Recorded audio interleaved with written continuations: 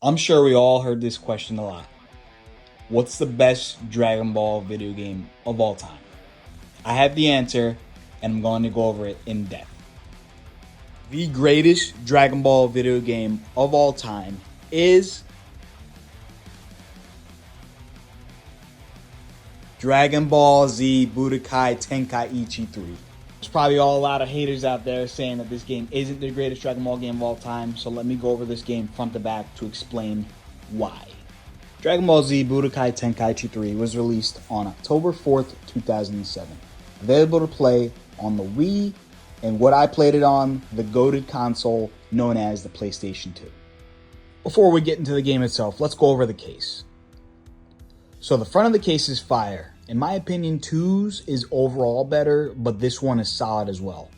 Obviously, looking at the front of the case, you can tell that it took place during the Buu Saga. The lightning everywhere was pretty fire, and all of our main characters were on it. I'm not crazy about the green, but it does help the game stand out. The back of the case was fire as well, with cool pics of gameplay on it, and then there's a little bit of wording there that tells you why you should play the 2 games that came before it, and it tells you about the humongous roster that this game has. Now, let's check out this opening. Now, if you didn't know before, the Tenkaichi games were all known to have amazing openings to get you hype before you even play the game. Tenkaichi 1 was known for being very goofy and looked like the whole character roster was oiled up by Diddy, and it was made famous by the goofy faces from Goku and Vegeta towards the end. 2 was absolute cinema with newer characters and never seen before clashes. And 3 is fire too. It had a fire tune which I can't play for copyright reasons. In the US, we got the fire instrumental version, and everywhere else got the one with the lyrics, which was even better.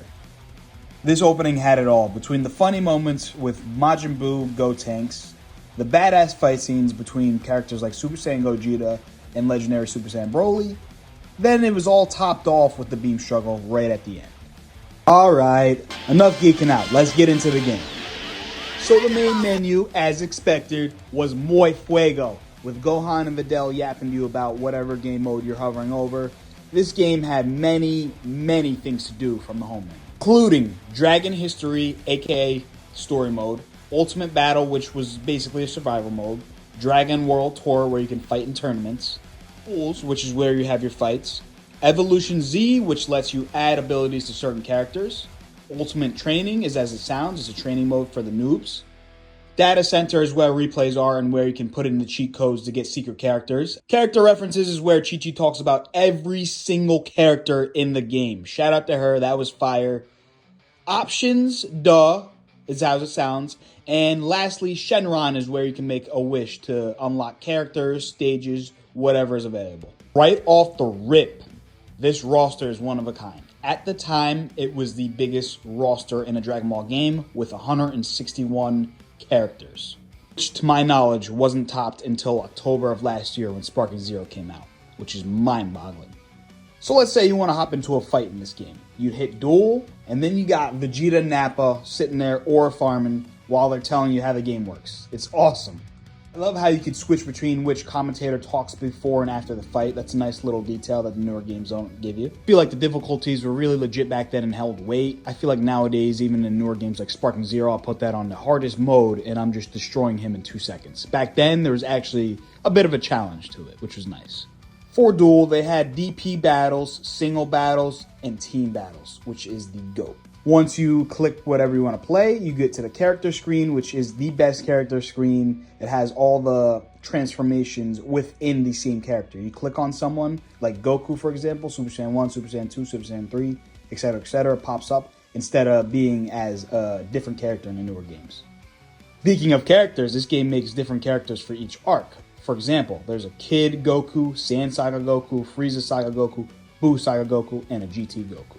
That's right, this game has characters from Dragon Ball Z, Dragon Ball GT, and even movie characters. You're done and you selected your character. Once you load in, you have 35 stages to choose from. Eat it, Sparking Zero.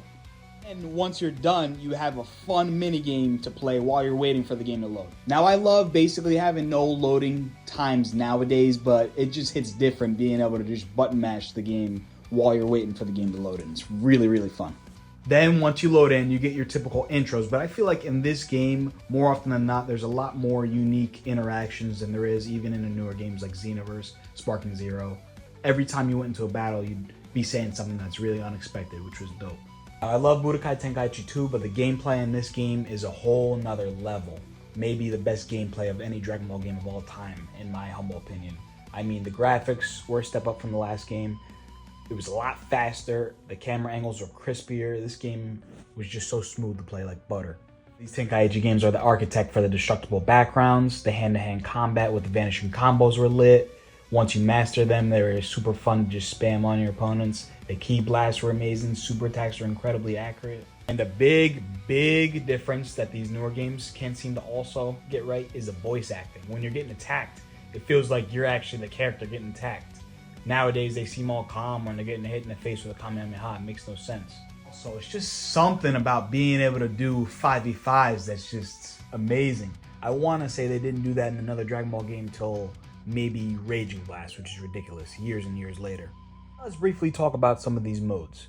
The Chi-Chi commentary is hilarious, and it's a hidden gem for most people because most people don't even do the side quests in the game. They just play the story mode, play a little duel here and there, and they leave. But that is a huge gem that was also brought into Sparking Zero for how good it was.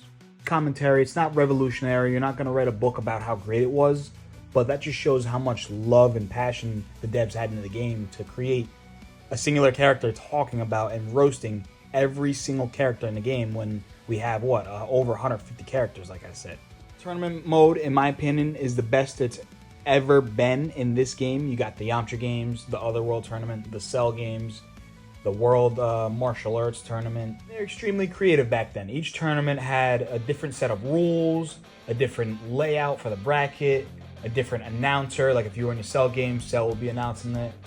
They had qualifications for it. You could only have this many people, a different arena for each one. Battle is probably the most underrated mode in the game. Really fun, and it's one of those modes to where you play when you're really rusty and you want to get back into it. DBZ is a nice touch if you want to beat the story mode, but I wouldn't use this personally for my pride because I wouldn't live it down if I was playing one of the homies and I was basically boosting his abilities to beat them. They would never let me live it down. Center for me was primarily used for cheat codes. The most important character in the game came from this cheat code, Future Gohan. I love him, man. He's a GOAT. You also have Shenron giving wishes like any other Dragon Ball game. He gives you extra stages, characters, abilities. Alright, boys and girls, we say the best for last, the story mode. Let's get into it. Layout-wise, I do prefer BT2's approach to it. However, the dialogue is fire. Having a character from the saga that you're currently fighting in talk to you beforehand is genius. And then the narrator in between battles was cool as hell, kind of building you up to the fight.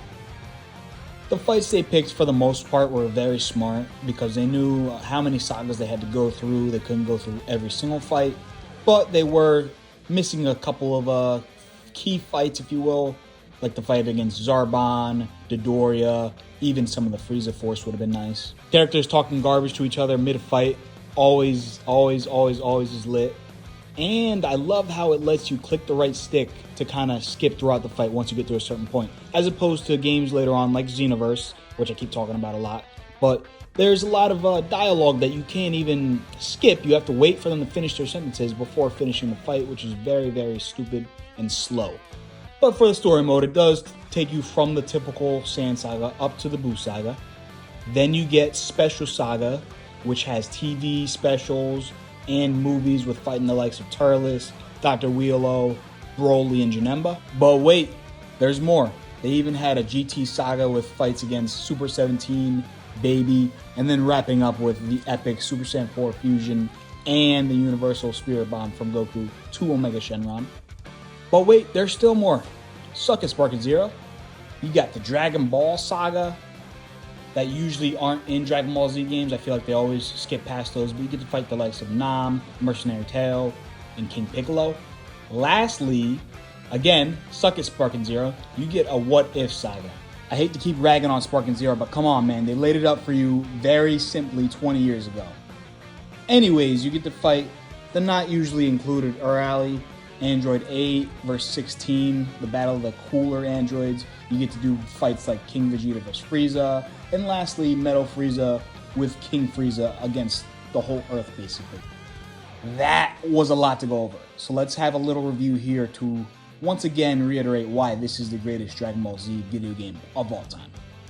So you may ask yourself, does this game stand out in 2025? The big 2025. Should you get the little converter to plug this into your HDMI TV? Is it worth it? 1000% yes, it is. I mean, hell, people were living on this game until Sparking Zero came out. There was tons and tons of mods keeping this game alive 20 years later.